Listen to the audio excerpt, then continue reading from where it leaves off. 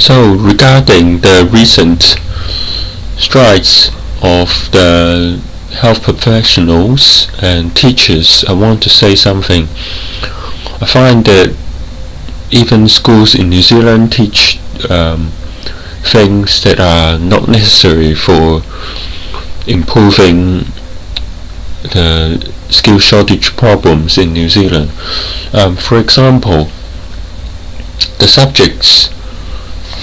the school subjects for people who train to be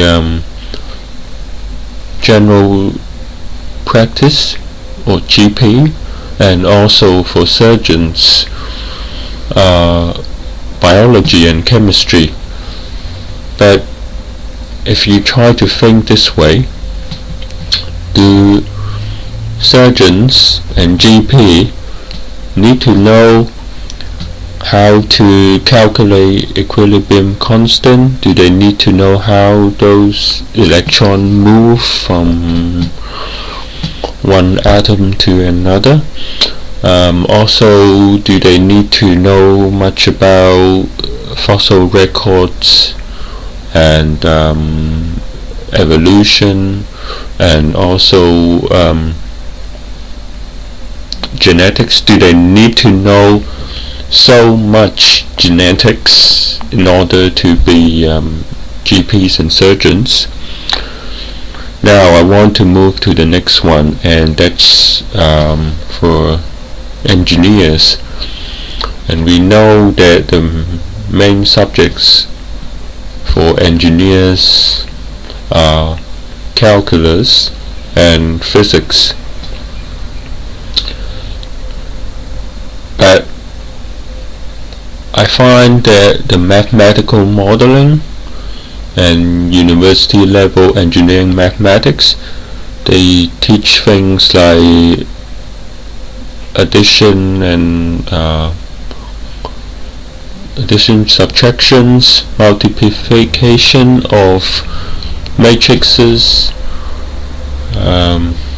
eigenvectors, eigenvalues, and so on. Try to think this way.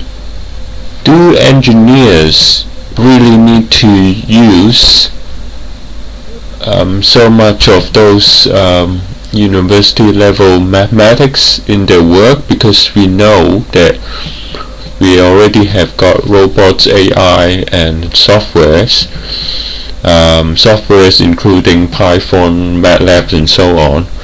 And isn't it more important for engineers need to know how to use, for example, MATLAB to just calculate, instead of having to know in detail with pen and paper how to calculate those things? So if you can think with critical thinking in this way, I'm sure that can save a lot of taxpayers' money and reduce the burdens of teachers and students, so that it can speed up the process of training, and students don't have to spend so much on education in order to do what they need to do in their jobs.